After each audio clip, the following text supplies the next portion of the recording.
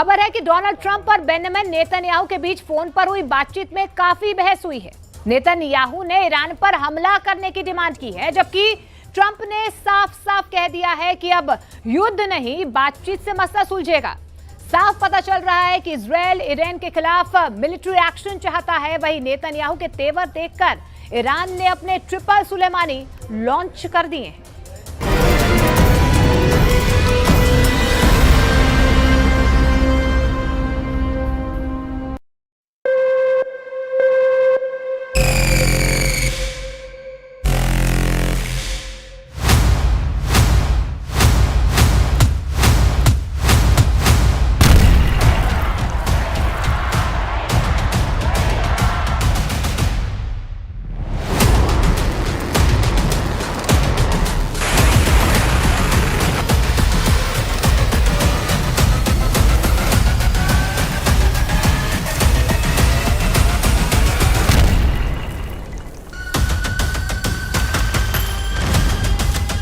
क्या 24 घंटे के अंदर ईरान और इजराइल के बीच जंगी तूफान आने वाला है? 24 घंटे के अंदर ईरान और इजराइल के बीच एक टक्कर नहीं, क्या बड़ी तबाही वाला युद्ध शुरू होने वाला है? इजराइल से आ रही अटैक की धमकियों के बीच ईरान से आई है तीसरी बहुत बड़ी वार्निंग। इस चेतावनी में सीधे इजराइल को टारगेट करने का प्लान नजर आ रहा है। ईरान में army commander major general Sayyed Abdul Rahim Mousavi ने कहा है कि इजराइल की हैसियत नहीं कि वो ईरान पर हमला कर पाए। अगर इजराइल एक और ऑपरेशन ट्रू प्रॉमिस चाहता है तो ईरान पूरी तरह तैयार है। इस बार ईरान इजराइल का फुल एंड फाइनल करने की बात कर रहा है।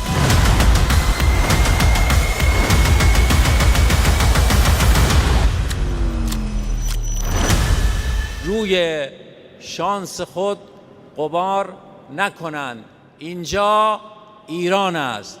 اینجا ایران سربلند اسلامی است.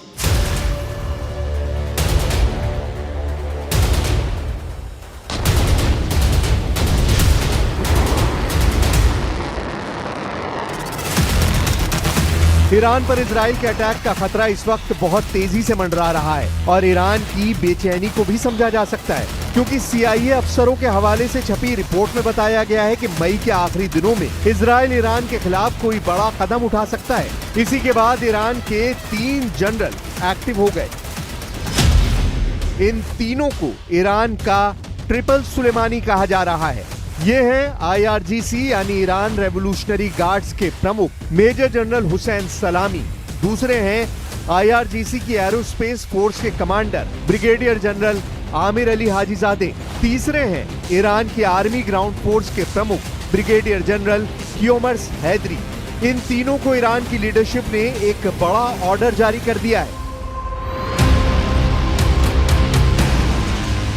इन तीनों के अलावा अब नया नाम ईरान में army commander major general Sayyed Abdul Rahim Mousavi का है, जो अब ईरान की मीडिया में हेडलाइन बन चुके हैं। मेजर जनरल मूसवी ने इजराइल से साफ साफ कहा है कि ईरान पर हमला करना उसके बस की बात नहीं, और अगर उसने ऐसी कोशिश की तो इजराइल के खिलाफ ऑपरेशन ट्रू प्रॉमिस अंजाम दिया जाएगा। ईरान की मीडिया से निकलकर अब यह खबर दुनिया भर में फैल रही है कि इजराइल और ईरान के बीच कुछ बड़ा होने वाला है। هر نقطه‌ای در هر سرزمینی مبدأ تهاجم بشه، اون نقطه برای ما مقصد تهاجم خواهد بود و هر نقطه دیگری که منفعت دشمن ما در اون قرار داشته باشه را مورد هدف و اصابت قرار میدیم.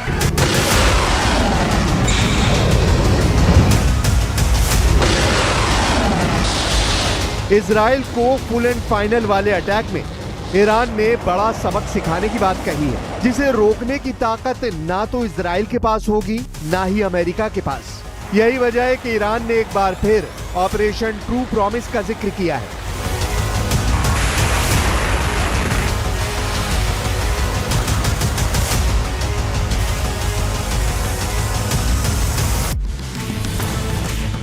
इससे पहले ईरान 13 अप्रैल 2024 को और फिर 1 अक्टूबर 2024 को दिखा चुका है कि उसके पास ऐसी मिसाइल हैं जो लॉन्च होने के बाद 400 सेकंड के अंदर इजराइल में तबाही मचा सकती हैं। दोनों ही हमलों में ईरान ने बैलिस्टिक मिसाइल और ड्रोन का इस्तेमाल किया था।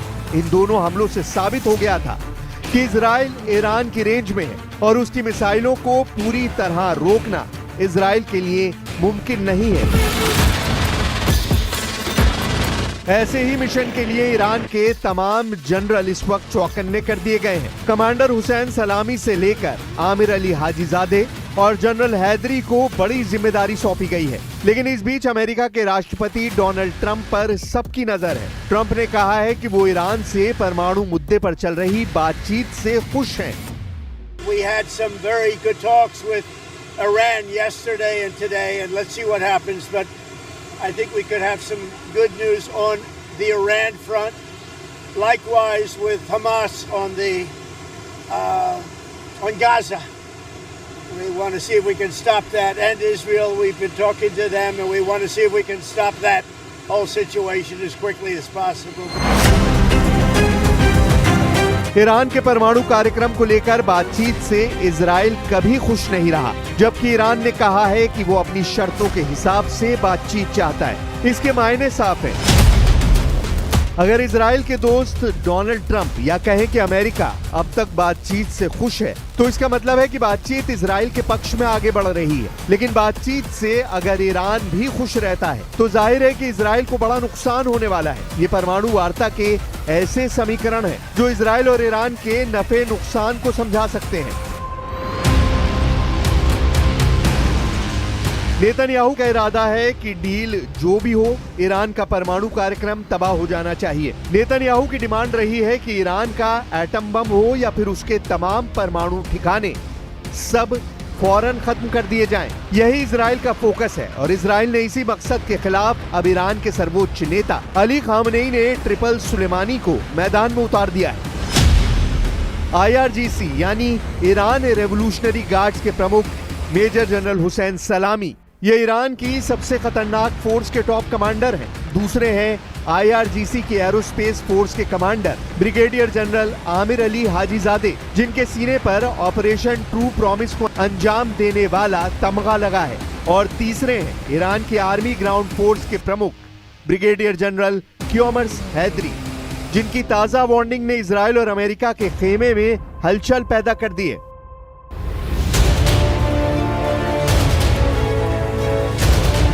एक इंटरव्यू में जनरल हैदरी ने कहा कि इजराइल और अमेरिका से खतरे पर हमारी पूरी नजर है और हमारी उंगली ट्रिगर पर है। बस सर्वोच्च नेता अली खामनेई के ऑर्डर का इंतजार है।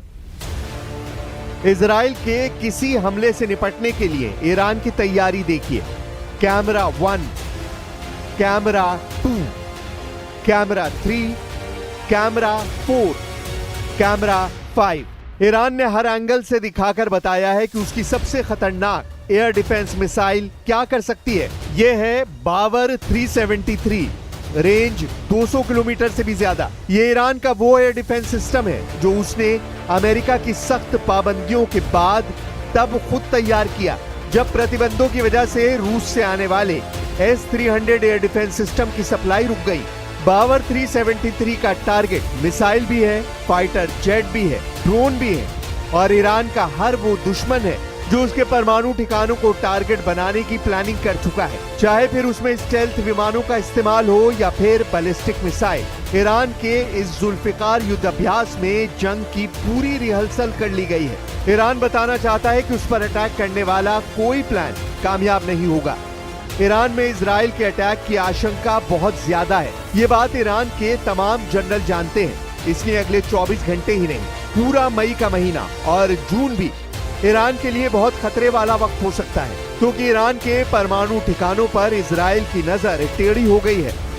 This threat against Israel is of course the Iran and its nuclear ambitions and the Iran axis that we've smashed, but we have to take care of this larger threat. Israel से बार बार आ रही धमकियां Iran को परेशान कर रही हैं। यही वजह है कि 2025 के पहले 2 महीनों में ईरान ने अपनी पूरी ताकत झोंक दी है। जनवरी में इक्तदार और फरवरी में जुल्फिकार, ये दोनों युद्ध अभ्यास इस वक्त ईरान की फायर पावर का सबसे बड़ा शो बन चुके हैं। पहले जनवरी में 4 युद्ध अभ्यास और अब फरवरी में भी ईरान की बंदूक से धुआं निकल रहा है। जनवरी और फरवरी के बाद अब मई में भी ईरान की डिफेंस वाली तैयारी बहुत आक्रामक नजर आ रही है।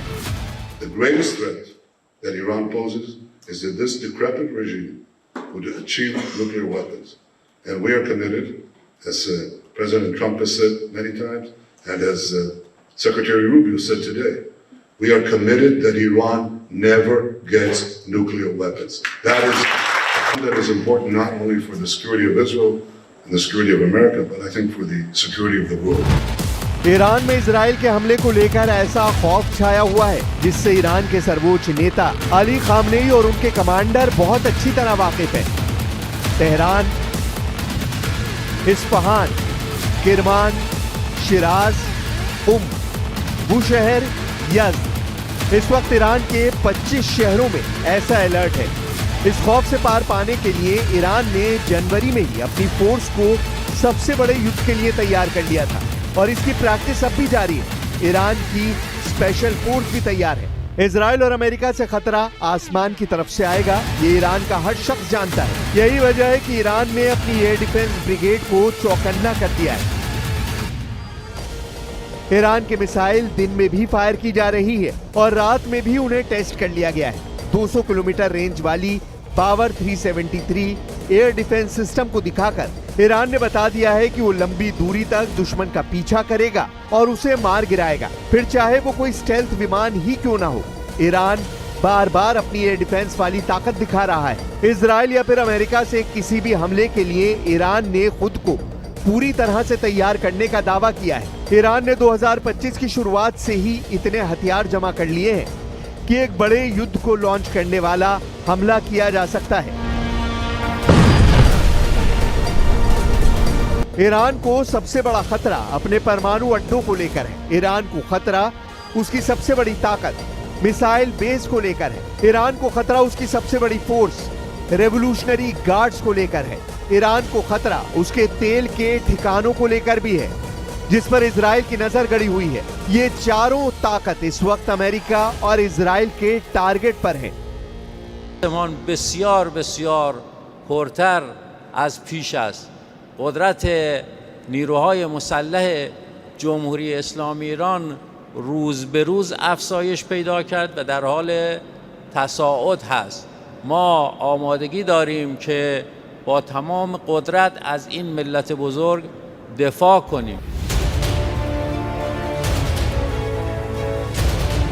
ईरान के आसपास अरब सागर में इस वक्त अमेरिका के समुद्री बेड़े एक्टिव हैं। रात भर उड़ान भरी जा रही है। फाइटर जेट, टोही विमान, सभी एयरक्राफ्ट कैरियर से टेक ऑफ कर रहे हैं। इजराइल को बचाने के लिए अमेरिका हमेशा आगे आया है, लेकिन इस बार ट्रंप ने कसम खाई है। नेतन्याहू से ट्रंप ने साफ साफ कह दिया है कि अगर परमाणु वार्ता के दौरान वो ईरान पर कोई मिलिट्री एक्शन करता है तो अमेरिका इसमें शामिल नहीं होगा। वैसे भी ईरान की तैयारी डबल फ्रंट नहीं बल्कि मल्टी फ्रंट वाले युद्ध की है। पहला सिग्नल ईरान के अंडरग्राउंड मिसाइल बेस, जिसका वीडियो ईरान बार बार दिखाता रहा है। यही इजराइल और अमेरिका का सबसे बड़ा खौफ है। दूसरा सिग्नल ईरान की नौसेना का अंडरग्राउंड मिसाइल बोट टनल, जो अमेरिका के वॉरशिप को डुबोने के लिए तैयार की गई है। तीसरा सिग्नल है ईरान का ड्रोन अड्डा, जिसमें 1000 से भी ज्यादा नए ड्रोन बनाकर इजराइल और अमेरिका को ललकारा गया है। ईरान ने युद्ध अभ्यास में अपने एयर डिफेंस सिस्टम भी आजमा लिए हैं। ईरान आगे क्या करने जा रहा है? क्या डोनाल्ड ट्रंप अभी इंतजार करेंगे या इजराइल के एक्शन के साथ वो भी मजबूर हो जाएंगे? ईरान बार बार कह रहा है कि इजराइल पर उसका तीसरा हमला यानी ऑपरेशन ट्रू प्रॉमिस 3 जरूर होगा और बहुत घातक होगा और इजराइल पछताएगा कि उसने ईरान पर हमला क्यों किया। इसलिए पूरे पश्चिम एशिया के लिए सिर्फ मई 2025 का महीना ही नहीं बल्कि आने वाला हर पल बहुत बड़े युद्ध को समेटे हुए है।